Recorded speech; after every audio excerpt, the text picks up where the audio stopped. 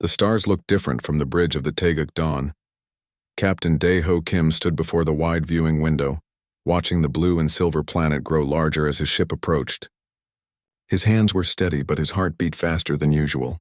This was humanity's first real diplomatic mission to the Veltari Empire, and everything had to go perfectly. "Captain, we're receiving their docking codes now," said Ji-woo from the pilot station. The young woman's fingers moved quickly across the controls. "They're giving us the royal dock."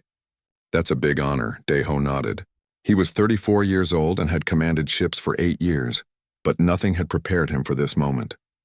The Veltari were ancient, powerful, and mysterious. Humans had only known about them for 3 years. Now Earth was sending its best people to build a friendship with them. "Take us in slowly," Dae-ho said. "Let's show them we can be trusted."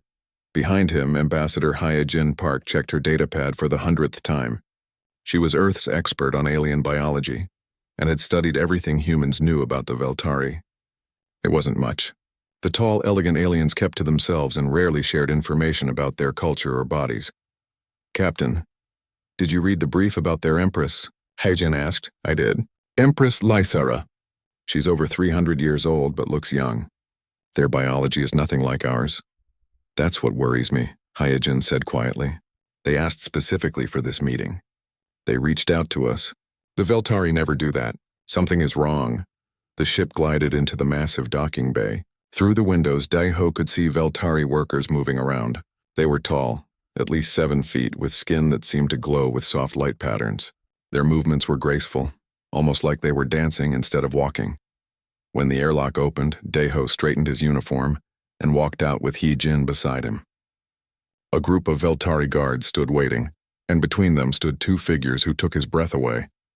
The first was clearly the Empress. Empress Lysara wore robes that shifted colors like oil on water.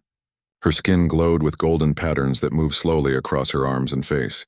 Her eyes were large and deep purple, and when she looked at Dae-ho, he felt like she could see into his soul.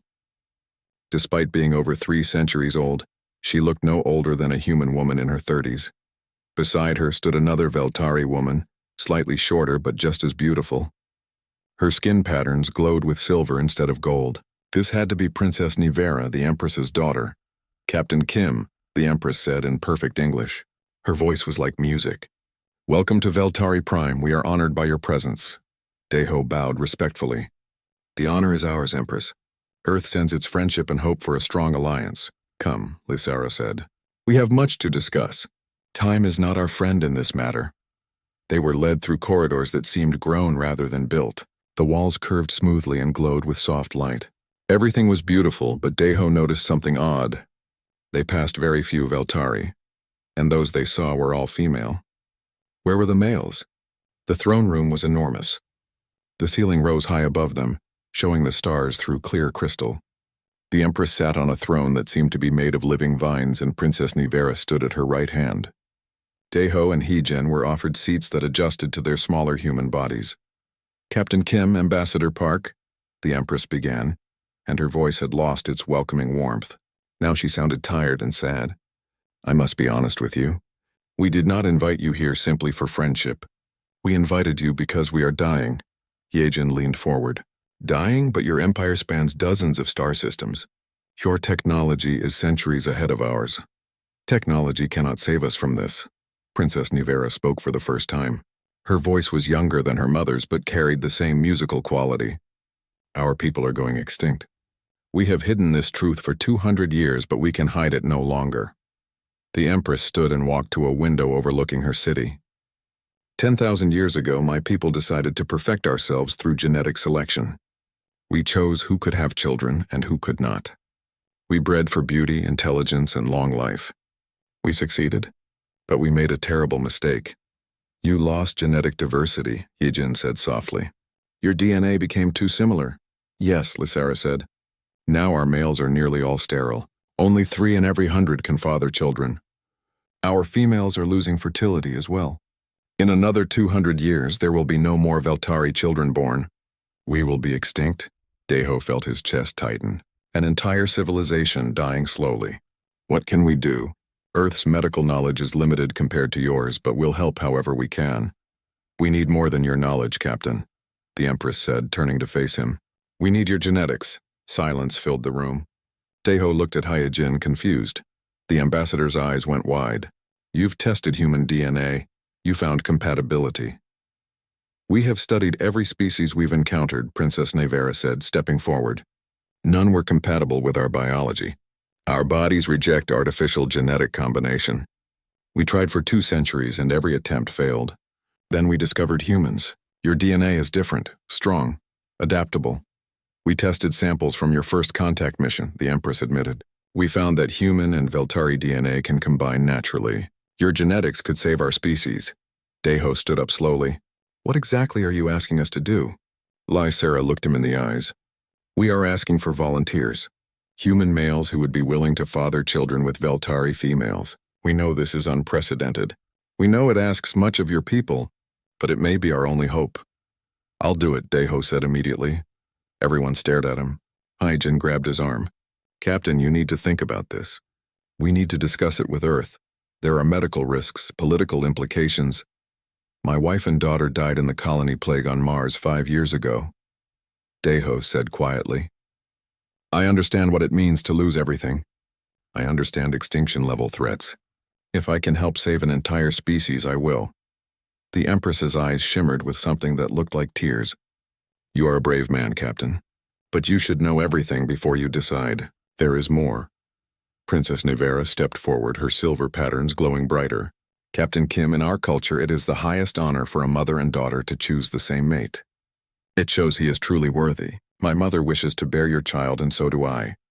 Daeho felt the room spin. The Empress and the Princess. Mother and daughter. Both wanting to have his children.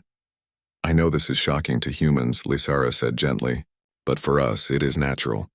The question is whether you can accept our way. Can you help us both? Can you help save my people? Daeho looked at both women. He saw hope in their eyes and desperate fear. An entire civilization rested on this moment. He thought of his lost family, of his little daughter who would never grow up. He could give life to others. He could matter in a way few humans ever would. Yes, he said. I'll help you both. The medical examination room was unlike anything Daeho had ever seen. The walls glowed softly, and strange instruments floated in the air, scanning his body with beams of colored light. Ambassador Hyojin stood beside him, watching the Veltari medical devices with fascination and worry.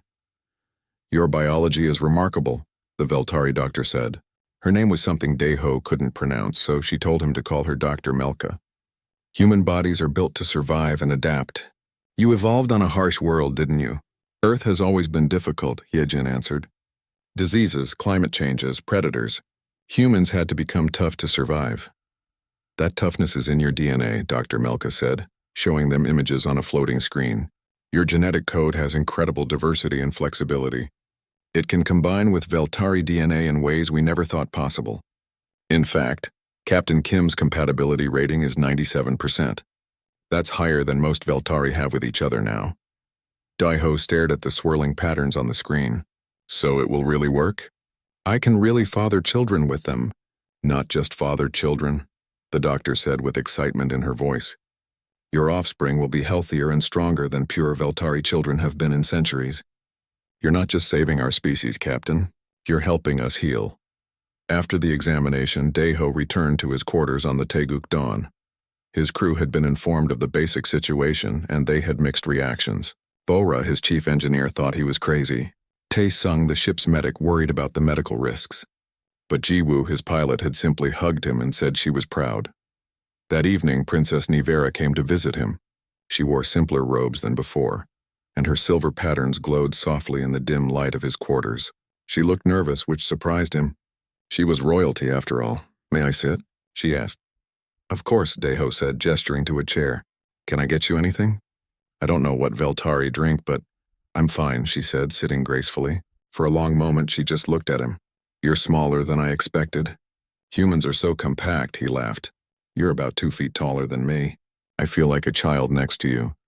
Yet you carry something we lost, she said softly. Strength. Real strength, not just physical. You agreed to help us without hesitation. Do you know how rare that is? We've asked other species for help. They wanted money, territory, or technology. You just said yes. Your people are dying, Daeho said simply. How could I say no? Nivera's patterns brightened. I need you to understand something. In your culture, what my mother and I are asking might seem wrong, a mother and daughter sharing the same mate.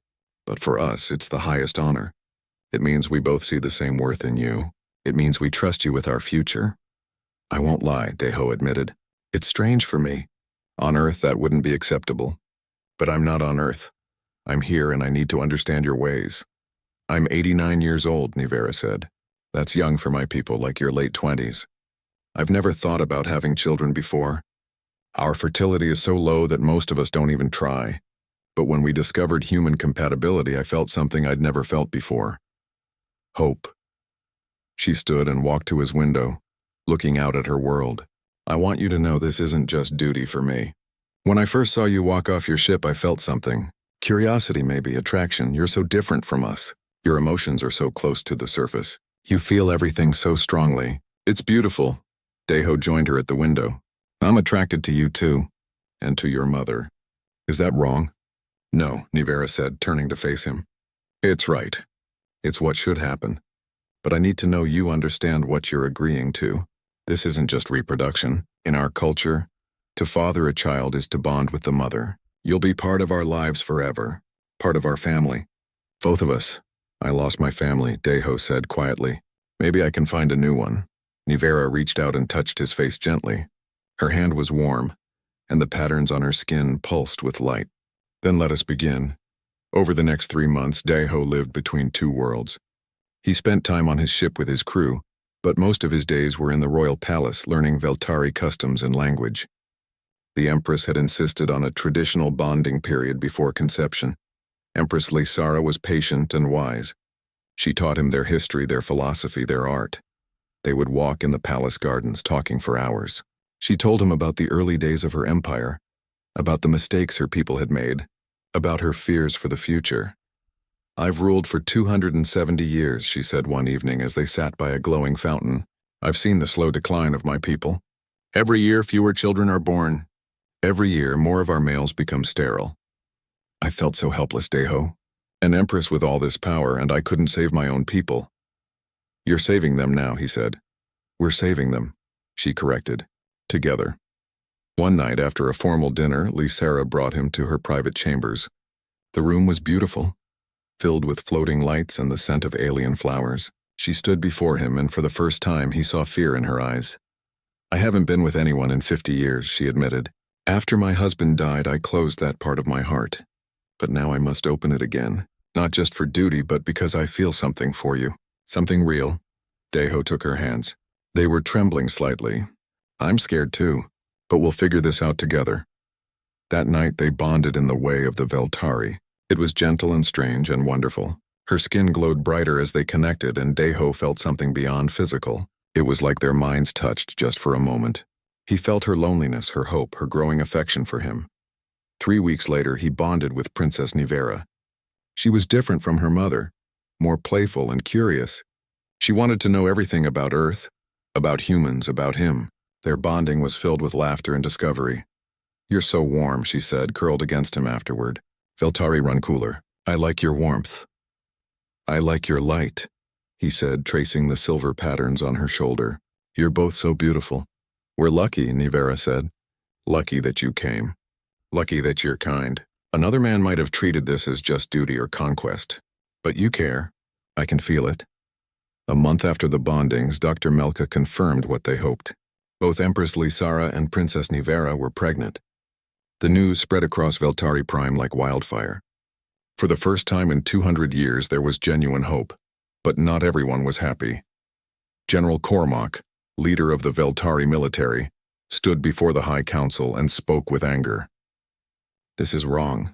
We're polluting our bloodline with alien genetics. Humans are primitive, short-lived creatures. Their DNA will corrupt what we are.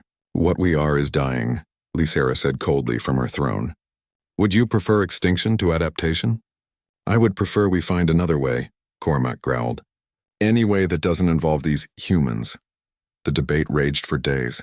Some Veltari celebrated the pregnancies. Others protested. On Earth, the reaction was equally mixed. Some humans called Deho a hero. Others said he was being exploited by aliens. The media couldn't get enough of the story. Through it all, Deho stayed close to Lysara and Nivera. As their bodies began to change with pregnancy, he felt more protective of them. He was going to be a father again. The thought terrified and thrilled him. Late one night, as he sat between both women in the royal garden, Lysara took his hand. "Thank you," she said simply. "For what?" "For seeing us as people, not just as aliens. For caring about our survival. For giving us hope." Nivera took his other hand. "And for giving us something more, a family. All of us together." Deho looked up at the alien stars and smiled. His life had changed in ways he never could have imagined. But somehow it felt right. He was exactly where he needed to be. 6 months had passed since the bonding ceremonies, and the royal palace buzzed with new energy. Empress Lysara's pregnancy was showing clearly now. Her robes had been adjusted to accommodate her growing belly, and the golden patterns on her skin seemed brighter than ever. Princess Nivera was a month behind her mother in development, but her silver glow had also intensified. Deho spent his mornings with Lysara and his afternoons with Nivera, learning what each of them needed. Veltari pregnancies were different from human ones. They lasted 14 months instead of 9, and the mothers experienced strange symptoms that human doctors couldn't explain. But Dr. Melka and Ambassador He-Jin worked together, combining Veltari medicine with human medical knowledge. "The embryos are developing faster than pure Veltari babies," Hyojin explained to Deho one morning in the medical bay. "Your DNA is speeding up their growth. It's remarkable. Is that dangerous?" Deho asked, worry in his voice. "We don't think so. Actually, it seems to be making them stronger. Look at these scans." She showed him images of 2 tiny forms glowing with life. Both babies have denser bone structure than normal Veltari. Their organs are developing more efficiently. They're hybrids, Deho, the best of both species. Deho stared at the images of his children. His son growing in Lysara, his daughter growing in Nivera. He felt overwhelmed with love and fear. "What if I'm a bad father?" he whispered. He-Jin smiled. "You won't be. You're already worrying about them and they're not even born yet. That's what good fathers do." But while joy filled the palace, darkness grew elsewhere. General Cormac had been quiet since his protest at the High Council, but he hadn't given up. He gathered followers who shared his views, Veltari who believed that mixing with humans was wrong. They called themselves the Pure Blood Legion. One evening, as Deho walked through the palace gardens with Jiwoo, discussing ship maintenance schedules, the attack came. 3 Veltari in dark robes appeared from the shadows, holding weapons that crackled with energy. "The human polluter must die," one of them shouted. Jiwoo reacted instantly. She pushed Deho aside and pulled her sidearm, firing at the attackers. Her shot hit one of them in the shoulder, but the other 2 raised their weapons. Energy beams lit up the garden. Deho rolled behind a fountain as Jiwoo took cover behind a tree. Royal guards came running, their own weapons drawn. The fight was brief but violent. One attacker was killed, another wounded, and the third tried to run but was caught. When the smoke cleared, Deho rushed to Jiwoo. She was on the ground, a burn mark across her shoulder where an energy beam had grazed her. "I'm okay," she groaned. "Takes more than that to stop me, Captain." "You saved my life," Deho said, his voice shaking. "That's my job," she said with a pained smile. "Besides, you're too important to die. 2 babies need their father." The captured attacker was brought before Empress Lysara in the throne room. Deho stood beside her, anger burning in his chest. Nivera was there too, her hand protectively over her pregnant belly. "Who sent you?" Lysara demanded, her voice cold as ice. The attacker said nothing. "It was General Cormac," said Captain Rindal, head of the Royal Guard. "We found communications on his device. The general ordered the assassination." Lysara's face went dark. "Bring Cormac to me, now." Within the hour, General Cormac stood in chains before the throne. He showed no shame, no regret. His face was twisted with disgust as he looked at Deho. "I did what needed to be done," Cormac said. "This human is destroying our race. Those things growing inside you are not true, Veltari. They're abominations. Those things are my children," Nivera shouted, stepping forward. "They're the future of our people." "They're the end of our purity," Cormac spat back. Lysara stood slowly from her throne. Even pregnant, she was imposing. "Purity? Our purity has brought us to the edge of extinction. Captain Kim has given us what we lost: hope, life, And you tried to murder him for it. I would do it again, Cormac said defiantly. Then you leave me no choice. Lysara's voice rang through the hall. General Cormac, you are stripped of rank and title. You are exiled from Veltari Prime and all our territories. If you ever return, you will be executed. Take him away. As the guards dragged Cormac out, he screamed threats and curses, but his words fell on deaf ears. The assassination attempt had actually strengthened support for the human Veltari program. Many Veltari who had been uncertain now saw that the Pure Blood Legion were fanatics willing to kill for their beliefs. That night, Daiho sat with both Lysara and Nivera in the Empress's private chambers. It was rare for all three of them to be together like this, but after the attack they needed each other. I'm sorry, Lysara said, her hand resting on her belly. I've put you in danger. Perhaps this was a mistake. No, Daiho said firmly. Don't say that. We're doing the right thing. Some people will always resist change. That doesn't make the change wrong. He's right, Mother, Nivera said. She was sitting close to Daiho, seeking comfort. The attack failed. And look at how many Veltari stood with us. The Pure Blood Legion is small. Most of our people want this. I know, Lysara said, but I'm supposed to protect you both. Instead, I've made you targets. Daiho moved to sit beside her. We're all targets. Me, you, Nivera, the babies. But we're also all in this together. That's what family means. Lysara looked at him with surprise. You think of us as family? Of course I do. You're carrying my children. We share something deeper than just genetics now. When I almost died today, all I could think about was never getting to meet my son, never holding my daughter, never seeing you both smile again. That's family. Tears formed in Lysara's eyes, something Daiho had never seen before. Veltari rarely cried. I didn't expect to love you, she whispered.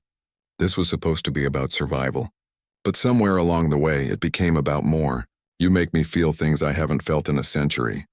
You make me feel alive again, Daiho said. After I lost my wife and daughter, I thought I'd never care about anyone that deeply again. But I care about you. Both of you. Niera leaned her head on his shoulder. I was afraid of this from the beginning. Not the pregnancy or the politics. I was afraid I'd fall in love with you and you'd leave. You're human. You'll only live another 60 or 70 years. What happens when you're gone? Let's not think about that now, Daiho said. Let's focus on the present, on bringing our children into this world safely. There's something else, Lysara said. A Veltari custom you need to know about. Before our children are born, there's a ceremony. The father must bind his soul to theirs. It's an ancient ritual that connects your life force to the babies. If anything happens to them, you'll feel it. If they're in pain, you'll know. It's a deep bond. Is it dangerous? Daiho asked. It can be, Nivera admitted. If the children die, the father suffers greatly. The pain can last years, and if both children die, it could kill you. But it also means you can help them, Lysara continued. During difficult births, or if they're sick, your bond can give them strength. It's how Veltari fathers show their commitment. Daiho didn't hesitate. When do we do it? You don't want to think about it first? Nivera asked. No, he said. These are my children. I want every connection to them I can have. When do we do the ceremony? Lysara smiled, her golden patterns glowing warmly. Tomorrow, if you wish. During the twin moons' alignment, it's the most powerful time. The next evening, under the light of two moons, Daiho stood in an ancient temple with Lysara and Nivera. Veltari priests chanted in their old language and strange incense filled the air. The ceremony was complex and long, but Daiho felt every moment of it. When the priests placed their hands on his chest, he felt something open inside him, like a door in his heart that had been closed. Warmth spread through his body, and suddenly he could feel them. Two tiny presences, his son, his daughter. They were there, real and alive, connected to him in a way that went beyond blood. Tears ran down his face as the ceremony ended. Lysara and Nivera stood on either side of him, each holding one of his hands. Welcome to fatherhood, Lysara whispered, the real kind. And for the first time since losing his first family, Daiho felt complete. The 11th month of Empress Lysara's pregnancy arrived with unexpected complications. She had been feeling strong and healthy, but one morning she woke up in terrible pain. Daiho was with her immediately, and through the soul bond he could feel what she felt. It was like fire in his chest. The baby, Lysara gasped. Something's wrong. Dr. Melka rushed to the Empress's chambers with her full medical team. Ambassador Heejin came running, still in her sleeping clothes. They ran scans, checked vital signs, and the news was serious. The baby is too strong, Dr. Melka explained. His bone structure is denser than we expected. He's pressing against organs that can't handle the pressure. We need to deliver him now or we risk losing both mother and child. But it's too early, Deho said. You said Veltari pregnancies need 14 months. This isn't a normal Veltari pregnancy, Heejin said. The human DNA changed everything. The baby is ready even if we weren't prepared. Then we deliver now, Lisara said through gritted teeth. Do whatever you must. The medical team prepared the birthing chamber, a room filled with equipment both Veltari and human. Deho stayed by Lysara's side holding her hand. Her golden patterns flickered with pain, but she remained composed. She was an empress after all. Even in agony, she maintained her dignity. I'm scared, she whispered to him. Me too, he admitted. But we're together. And our son is strong. I can feel him through the bond. He wants to meet us. The labor lasted 6 hours. It was difficult and painful, made worse because the baby was larger than any Veltari infant in recorded history. Lisara's body struggled with the size, and there were moments when the medical team feared the worst. But then Deho remembered the soul bond. He closed his eyes and focused, pushing his energy through the connection. He could feel his son, feel his struggle to enter the world, and he could feel Lisara's exhaustion. Take my strength, he whispered, squeezing her hand. Both of you. Take what you need. Something flowed between them. The bond pulsed with light that even the medical team could see. Lysara's eyes widened and she pushed with renewed energy. The baby moved. Progress happened. Finally, with a cry that echoed through the chamber, the child was born. Dr. Melka held him up, and everyone in the room gasped. He was beautiful. His skin had the luminescent quality of the Veltari, glowing with golden patterns like his mother. But his face was more human in structure. His eyes, when they opened, were dark like Deho's. His cry was strong and healthy. A boy, Dr. Melka said with joy in her voice. A healthy, perfect boy. Lisara reached for him with trembling arms, and the doctor placed the baby on her chest. The infant stopped crying immediately, sensing his mother's warmth. Tears ran down the Empress's face as she held her son for the first time. He's perfect, she whispered. Deho, look at him. Our son. Deho touched the baby's tiny hand, and the infant's fingers wrapped around his thumb. The soul bond thrummed with new strength, and Deho felt his son's presence fully now. Alive. Real. His child. We should name him, Lisara said. In your culture, the father often chooses the name. Deho thought for a moment. Dalsung. It's a Korean name. It means accomplished moon. He came to us under the twin moons. It feels right. Prince Dalsung, Lisara said, testing the name. Yes, that's perfect. News of the birth spread across Veltari Prime within minutes. The first hybrid child had been born and he was healthy. The streets filled with celebration. For the first time in 200 years, the Veltari people felt genuine hope. But there was little time to rest. 3 weeks after Dalsung's birth, Princess Nivera went into labor. Unlike her mother, she had been prepared. She'd seen what Lisara went through, and the medical team had learned from that experience. Nivera's labor was faster, but no less intense. Deho was with her, as he had been with Lisara, holding her hand and sharing his strength through the soul bond. This time he knew what to do, how to help. After 4 hours, Princess Nivera gave birth to a daughter. The little girl was smaller than her brother, but no less beautiful. She had her mother's silver patterns, but her skin tone was warmer, more human. Her hair, unlike the fine, almost translucent Veltari hair, was thicker and darker. When she opened her eyes, they were a striking mix of purple and brown. She's gorgeous, Nivera breathed, holding her daughter close. Look at her, Deho. Our little girl. Deho felt his heart break open with love. A daughter. He had a daughter again. The pain of losing his first child would never fully heal, but this new life helped fill the empty space. What should we name her? Nivera asked. Yunji, Deho said immediately. It means kindness and wisdom. I want her to be gentle and smart. Princess Yunji, Nivera said, smiling through her tears. Hello, my daughter. Welcome to the universe. The celebrations this time were even bigger. 2 hybrid children, both healthy, both strong. Earth sent congratulations through official channels, though the political debates continued. Some humans thought this was the future. Others worried about the implications. But none of that mattered to Daeho. He was a father, and his children were perfect. A week after Eunji's birth, Daeho stood in the royal nursery, looking at both infants in their cradles. Dalsung was alert and curious, his dark eyes tracking movement. Eunji was quieter, more content to sleep and observe. They were so different already, but both were miraculous. Lisara and Nivera joined him, standing on either side. The three of them looked down at the children they'd created together. "They're going to change everything," Lisara said softly. "Dalsung and Eunji aren't just our children. They're the future of the Veltari species. Every Veltari in the galaxy will know their names."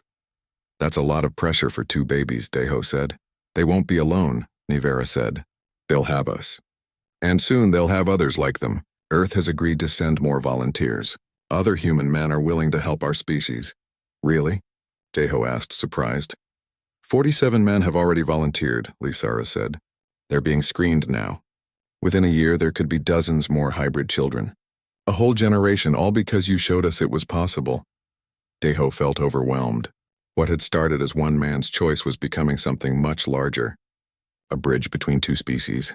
A new chapter in galactic history. "Are you happy?" Nivera asked him suddenly. "With all of this, with us?" Daeho looked at her, then at Lisara, then back at his children. "I'm happier than I ever thought I'd be again. You gave me a family when I thought I'd lost mine forever. How could I be anything but grateful?" "Even though it's complicated?" Lisara asked. "Two mothers, two different children, all the politics and pressure. Especially because it's complicated," Daeho said with a smile. "Easy things aren't worth much. This is worth everything." That night, as he lay in his quarters aboard the Taeguk Dawn, Daeho received a message from Earth. Ambassador Sungmin Choi was being sent to Veltari Prime to negotiate a formal alliance. The birth of Dalsung and Eunji had convinced Earth's government that cooperation with the Veltari was the future. But more than that, the message contained videos from Earth. Thousands of people had recorded messages of congratulations. Children held up signs.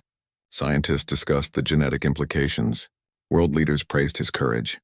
His face was everywhere, called a hero, a pioneer, a symbol of humanity's best qualities. Daeho watched the videos with tears in his eyes. He'd never wanted fame. He'd just wanted to help. But somehow his choice to father these children had given humans something new. Pride. Pride that they could offer something valuable to the galaxy. Pride that their messy, chaotic genetics could save another species. Jiwoo came to his quarters and found him crying. "Captain, are you okay?" "I'm fine," he said, wiping his eyes. "Just overwhelmed. A year ago I was just a ship captain.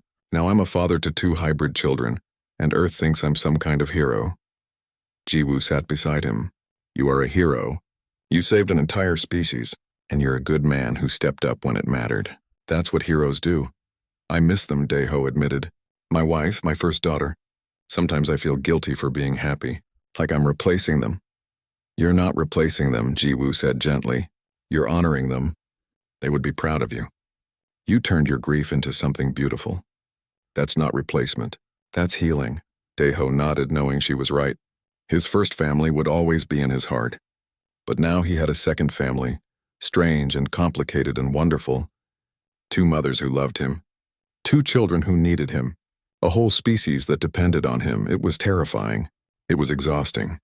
It was the greatest gift he'd ever received. 2 years passed like a dream. Prince Dalsung and Princess Eunji grew at a rate that amazed everyone. Hybrid children developed faster than pure Veltari, and by their second birthday they looked and acted like human 5-year-olds. They were smart, curious, and surprisingly strong. Dalsung had his mother's grace but his father's determination. He loved exploring the palace gardens and asking endless questions about everything. His golden patterns glowed brighter when he was excited, and he'd already learned to speak both Korean and the Veltari language. Eunji was quieter but no less remarkable. She had inherited Nivera's thoughtfulness and seemed to understand emotions in a way that was almost supernatural. Sometimes Daeho would feel sad, and before he could say anything, Eunji would climb into his lap and hug him. Her silver patterns would pulse gently, as if she were sharing comfort through light. The volunteer program had been successful beyond anyone's hopes. 47 human men had come to Veltari Prime, and within 18 months 89 hybrid children had been born. The Veltari species was stabilizing. The slow march toward extinction had been stopped. But with success came new problems. Ambassador Sungmin Choi had arrived and established a permanent Earth embassy on Veltari Prime. The negotiations for a formal alliance were going well, but other alien species had noticed. The Galactic Council, a group of 12 spacefaring civilizations, demanded answers. "Why are humans genetically compatible with the Veltari?" asked Ambassador Krell, a reptilian being from the Kalnari hive. "It makes no sense.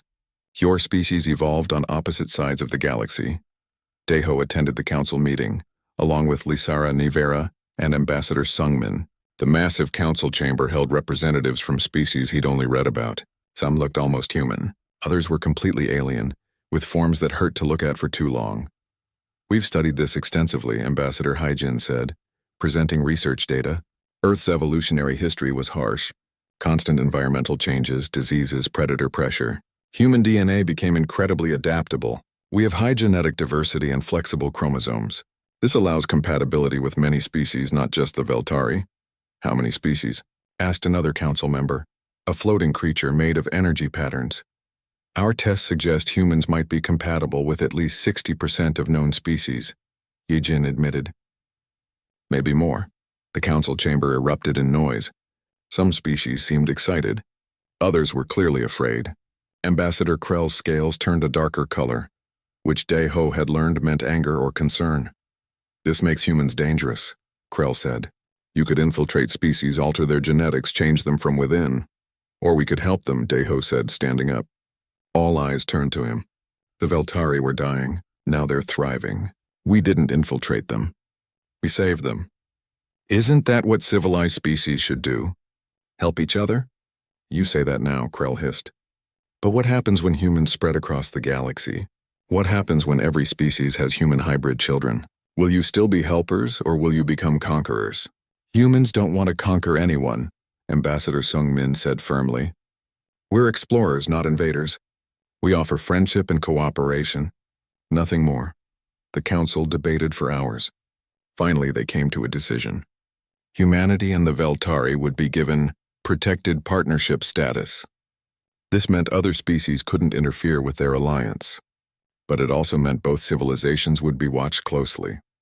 That night, as Daeho put Dalsung and Yunji to bed in the royal nursery, he felt troubled. The children sensed it immediately. "Papa sad?" Yunji asked, her small hand touching his face. "Papa's just thinking," he said, tucking her blanket around her. "The galaxy is complicated. Will they hurt us?" Dalsung asked. His young face was serious. "The other aliens, will they hurt us because we're different?" "No one will hurt you," Daeho promised, though he wasn't entirely sure. "Your mother and I will protect you always." "We're strong," Dalsung said confidently. "I can lift things the Veltari servants can't lift. And Yunji can feel what people feel. We're special." "You are special," Daeho agreed. "But being special means some people will be afraid of you. You need to be kind and careful. Show them you're not a threat." After the children fell asleep, Daeho joined Lysara and Nivera in the Empress's private chambers. Both women looked as worried as he felt. "The Kalnari concern me," Lysara said. Ambassador Krell spoke for his hive, but his fear was real. "The Kalnari are powerful and aggressive. If they decide humans or hybrids are a threat, they wouldn't dare attack us," Nivera said. "The Galactic Council would stop them." "The Council is slow and bureaucratic," Lysara countered. "By the time they acted, damage could be done." "Then we need to be prepared," Daeho said. "Earth's military is advanced and your fleet is strong. Together we can defend ourselves." "I hope it doesn't come to that," Lysara said. "But you're right. We should prepare." Over the next 6 months, Daeho split his time between being a father and helping coordinate defense plans. Earth sent 3 more ships to Veltari Prime, and human military advisors began training with Veltari forces. It wasn't preparation for war, but it was sensible caution. Meanwhile, the hybrid children continued to amaze everyone. They weren't just developing faster than normal children. They were developing abilities that neither species had alone. Dalsung demonstrated strength that was 3 times what a normal Veltari child his size should have. He could run faster, jump higher, and his reflexes were incredible. But more than physical abilities, he showed signs of tactical thinking. Give him a puzzle and he'd solve it in minutes. Show him a strategy game and he'd master it after 1 try. Yunji's abilities were different but equally impressive. She could sense emotions so clearly that she sometimes knew what someone needed before they asked. Once, when a palace servant was secretly grieving, Yunji walked up to her and said, "Your mother is watching from the stars. She's proud of you." The servant broke down crying and later confirmed that her mother had died just weeks before. "She's empathic," Dr. Melka explained to the parents. "The human-Veltari combination has created something new. Veltari have always been somewhat telepathic, but it's weak and unreliable. Human emotional intelligence is strong but limited to reading expressions. Together in Yunji you get true empathic ability. Is it dangerous for her?" Nivera asked with concern. "Feeling everyone's emotions all the time? We're teaching her to control it," the doctor assured her. "She's learning to shield herself when needed. But yes, she's unique. Both of your children are." The warning came without warning, which sounds strange but was true. One evening, as Daeho was having dinner with his family in the palace dining hall, alarms began to scream. The lights turned red and royal guards rushed in. "Your Majesty, we're under attack," Captain Rindal shouted. "Unknown ships have entered our space. They're heading for the planet." "Who?" Lysara demanded, standing immediately. "The Kalnari Hive," Rindal said grimly. "A strike force. They're ignoring all communications." Daeho's blood went cold. He looked at his children. Dalsung's eyes were wide with fear and Yunji had started crying. They knew something terrible was happening. "Get the children to the shelters," Lysara ordered. "Now." "I'll help defend the palace," Daeho said, but Nivera grabbed his arm. "No, stay with our children.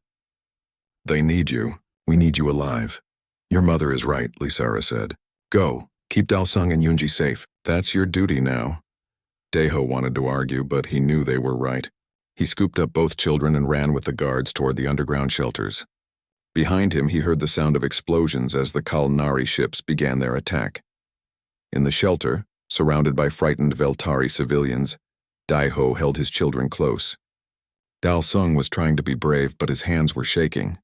Hyunji buried her face in Daeho's chest, overwhelmed by all the fear around her. "Papa, I'm scared," she whispered. "Me too, sweetheart," he admitted. "But we're together.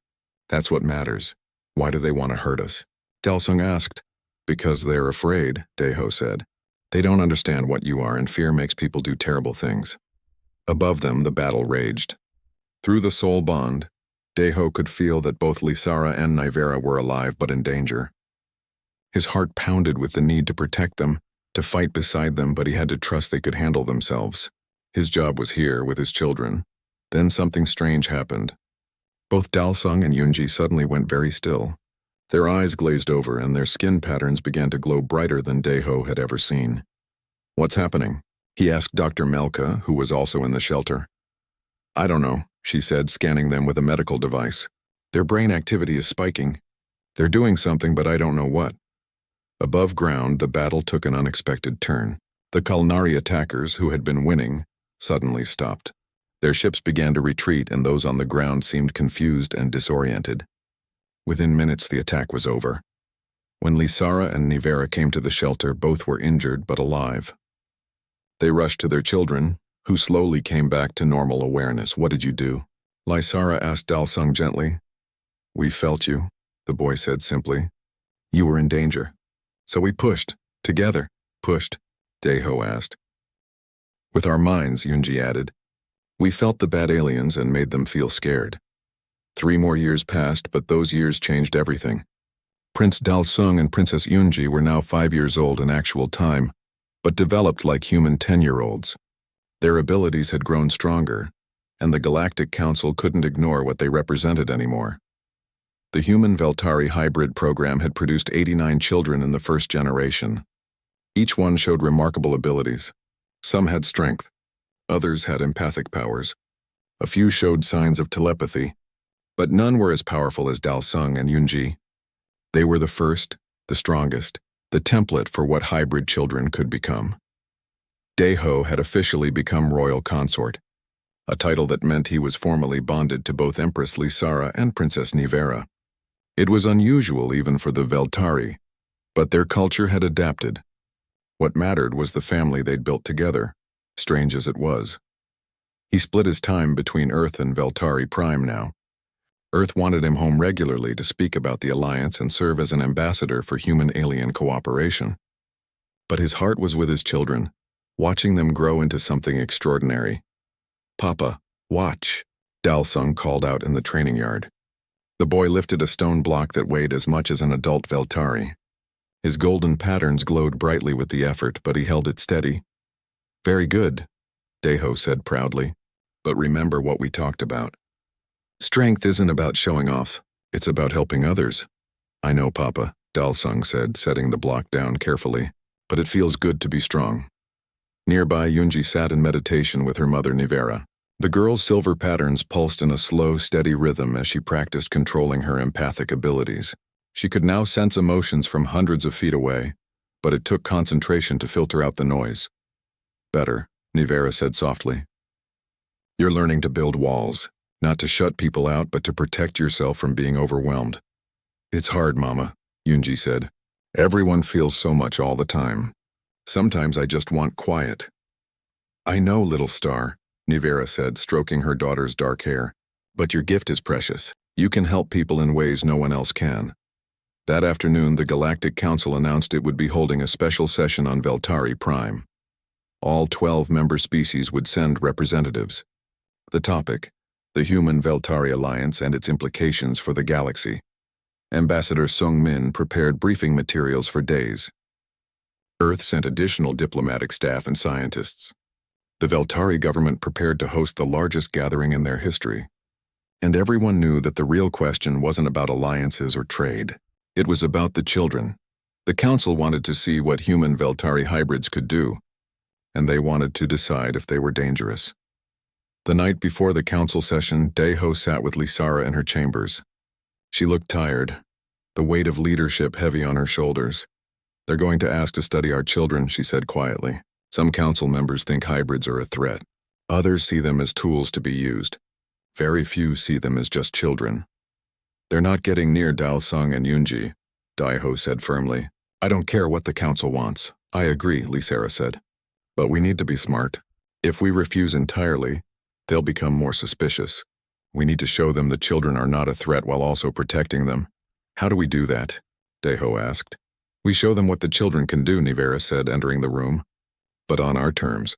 A controlled demonstration. Let them see that our children use their abilities to help, not harm." The council session took place in the massive Parliament building, a structure that could hold thousands. Representatives from all 12 species sat in a circular arrangement. Humans, Veltari, and 8 other alien species, some friendly, some neutral, and some openly hostile. Ambassador Krell of the Kalnari Hive spoke first.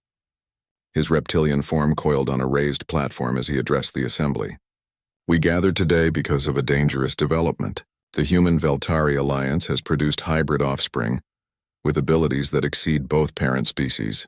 These hybrids are unpredictable and potentially dangerous." "That's not true," Ambassador Sungmin countered. "The hybrid children are healthy, happy, and peaceful. They pose no threat to anyone." "Then explain the incident 3 years ago," Krell hissed. "When our research team approached this world, 2 hybrid children somehow repelled our ships using mental abilities. They attacked us." "Your research team was an armed strike force," Lisara said coldly from her throne. "You came to steal our children. My son and daughter defended their home. That's not an attack. That's self-defense." The council argued for hours. Some species defended humanity in the Veltari. Others demanded restrictions on hybrid children. A few even suggested the children should be separated from their parents and raised in neutral facilities where they could be monitored. That was when Deho stood up. He wasn't an official delegate, but as royal consort and father of the first hybrids, he had the right to speak. "You want to see what my children can do?" he said, his voice carrying through the chamber. "Fine, bring in someone who's hurt, someone who's sick. Let my daughter help them." The council members looked at each other uncertainly. Finally, a delegate from the Mortani species, a peaceful plant-based civilization, spoke up. "I have been ill for months. Your doctors cannot help me. If the child can ease my suffering, I would be grateful." Yunji was brought into the chamber, holding Nivera's hand. She looked small and nervous facing the assembled alien species. Her silver patterns flickered with anxiety, but she walked forward bravely. The Mortani delegate was a being that looked like a walking tree with kind, sad eyes. Yunji approached slowly, and even from across the room Daeho could see her abilities activate. Her patterns glowed brighter as she sensed the delegate's pain. "You're sad," Yunji said softly. "Your roots hurt. You miss your home soil." The Mortani's eyes widened. "Yes, how did you know?" "I can feel it," Yunji said. She placed her small hand on the delegate's bark-like skin, and her patterns pulsed with gentle light. "You're lonely too. You've been away from your people for too long." What happened next made the entire council chamber go silent. The Mortani delegate began to glow with the same soft light. Color returned to their leaves. Their posture straightened. When Yunji stepped back, the delegate looked healthier than they had in months. "The pain," the Mortani whispered. "It's gone. Not just reduced, gone." "What did you do, child?" "I shared good feelings," Yunji said simply. "You were full of hurt and loneliness. I gave you some of my happiness, and I reminded your body how to be healthy." The chamber erupted. Some delegates were amazed. Others were frightened. But no one could deny what they'd witnessed. A 5-year-old hybrid child had healed someone with just her touch and will. "You see," Daeho said, "this is what our children can do. Not destruction, healing, connection, understanding. They're not weapons. They're bridges between species." "One child," Ambassador Krell said, though he sounded less certain now. "What about the boy?" "The strong one. Show us what he can do." Dalsung entered the chamber. He walked with confidence, his golden patterns bright. He'd been prepared for this moment. "I'm strong," Dalsung said, his young voice clear. "Stronger than Veltari. Stronger than humans. I could hurt people if I wanted to. But Papa taught me that strength isn't for hurting. It's for protecting." He walked to where a massive piece of decorative sculpture sat, a stone monument weighing several tons. With effort, his patterns blazing like the sun, Dalsung lifted it. The council gasped. Such strength in a child should be impossible. "I can break things," Dalsung said, holding the monument. "I can destroy. But I choose not to. I choose to use my strength to help, to build, to protect those who are weak." He carefully set the monument down without damaging it. Then he walked to a small Veltari child who'd been brought as part of the delegation, a shy little girl who was afraid of all the aliens. Dalsung knelt beside her. "It's scary, isn't it?" he said gently. "All these strangers. But you're safe. I won't let anyone hurt you. That's what strength is for." The little girl smiled at him, and Dalsung smiled back. It was a simple moment, but it showed the entire council something important. These hybrid children weren't monsters. They were just children with extraordinary gifts, being raised by loving parents to use those gifts well. After the demonstration, the council debated for 2 more days. Finally, they reached a decision. The Human-Veltari alliance would be fully recognized. The hybrid children would not be restricted or monitored beyond normal social standards. But a new agreement was drafted. Any species that wished to pursue genetic partnerships with humans could do so, but only with full transparency, consent from all parties, and oversight to ensure no one was exploited. Hybrid children would have the same rights as any other citizens of the galaxy. It wasn't perfect, but it was progress. That night, Daeho lay in bed with both Lisara and Nivera, something that had become normal in their unusual family arrangement. The children were asleep in their rooms, guarded by the best security in the Empire. "We did it," Nivera said softly. "They accepted us. All of us for now," Lisara said. "But this is just the beginning. Other species are already asking about human compatibility testing." Earth has received of 10 years had passed since Daeho first stepped onto Veltari Prime. Prince Dalsung was now 10 years old, physically and mentally equivalent to a human 15-year-old. Princess Yunji had grown into a thoughtful young woman with abilities that astounded everyone who met her. The hybrid children from the volunteer program, 89 in total, were all thriving. But the galaxy had changed even more than the children. Over 300 alien species had requested genetic compatibility testing with humans. 217 showed positive results. Volunteer programs were established on dozens of worlds, always with careful oversight and consent from everyone involved. Thousands of hybrid children were being born across the galaxy. Humans had become the most sought-after partners in galactic history, not because they were superior, but because they were compatible. Earth's harsh evolutionary path had made human DNA incredibly adaptable, able to combine successfully with species that had nothing in common with each other. The phrase "humanity first" took on a new meaning. Not first in dominance, but first in connection. Humanity became the bridge species, the genetic key that helped dying civilizations find new life. Daeho stood in the palace garden, watching Dal Sung train with the royal guard. The young prince moved with grace and power, his golden patterns blazing as he practiced combat forms. He was faster and stronger than any pure Veltari, but he was also careful and controlled. Every movement was precise. He's magnificent, Lysara said, joining Daeho. The Empress looked the same as she had 10 years ago. Veltari aged slowly, but Daeho, now 44, showed streaks of gray in his hair. Lysara touched them gently. You're getting older. I'm human, Daeho said with a smile. We don't last as long as you do. Don't say that, she said, pain in her voice. You have decades left. Plenty of time to see our grandchildren. Grandchildren? Daeho laughed. They're still children themselves. Not for much longer, Lysara said. Dalsung is already receiving interest from young Veltari women. And Yunji has admirers as well. They're growing up, my love. Across the garden, Yunji sat with her mother, Nivera, both of them meditating. Yunji's silver patterns pulsed in harmony with Nivera's, a sign of their deep connection. The princess had become so skilled with her empathic abilities that she now taught other hybrid children how to control their gifts. Mama, can I ask you something? Hunji said softly. Always, Nivera replied. Do you ever regret it? Sharing Papa with grandmother? Being part of such an unusual family? Nivera opened her eyes and looked at her daughter. Never, not once. Your father gave us something precious. Not just you and your brother, but hope, purpose, love. The fact that we share him doesn't diminish that. It multiplies it. Some of the other hybrids don't have both parents, Yunji said sadly. Some of the human fathers went back to Earth. The children feel abandoned. That's true, Nivera admitted. Not every human volunteer stayed. Some came, fathered children, and left.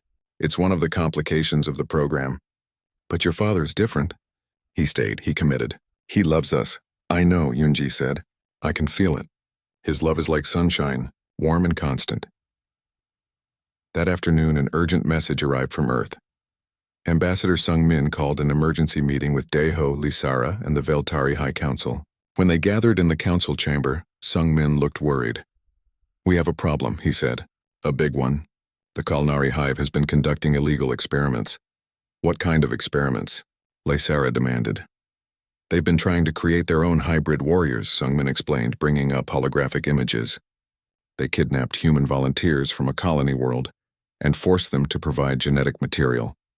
Then they combined it with Kalnari DNA to create hybrid soldiers. Daeho felt sick. How many? 12 children so far, Sung Min said. But they're not being raised with love and care like your children. They're being trained as weapons. Conditioned for warfare. That's monstrous, Nivera said, horrified. Those poor children. The Galactic Council is meeting now, Sung Min continued. They're demanding the Kalnari release the children and shut down the program. But Ambassador Krell is refusing. He claims the children are Kalnari property. Children are not property, Daeho shouted, standing up. We have to stop this. Earth's fleet is preparing for intervention, Sung Min said. But the Kalnari Hive has a powerful military. If we attack, it could start a galactic war. Before anyone could respond, Dalsung burst into the chamber. His face was intense and his patterns blazed with anger. I heard everything, he said. There are hybrid children being hurt. We have to help them. Son, this is a matter for governments and militaries, Daeho said. No, Papa, Dalsung said firmly. This is a matter for us. The hybrids. We're the only ones who can help those children. Because we understand what they're going through. We know what it's like to be different. To have abilities that scare people. Let me go, let us help. Us? Lysara asked. Yunji entered the chamber with a group of other hybrid children, all from the first generation of the volunteer program. There were 10 of them, ranging in age from 8 to 12, each with unique abilities. We want to help, Yunji said. We've been talking, all of us. We're tired of being protected and hidden. We want to show the galaxy what we can really do. Daeho looked at his children, then at the other young hybrids. They were so young, but they were also incredibly capable. Dalsung had strength and tactical thinking. Yunji had empathic abilities that could calm even the most aggressive beings. The others had their own gifts. Telepathy, enhanced speed, extraordinary intelligence. It's too dangerous, Daeho said. Everything we do is dangerous, Dalsung argued. Just by existing, we threaten people, but we can also inspire them.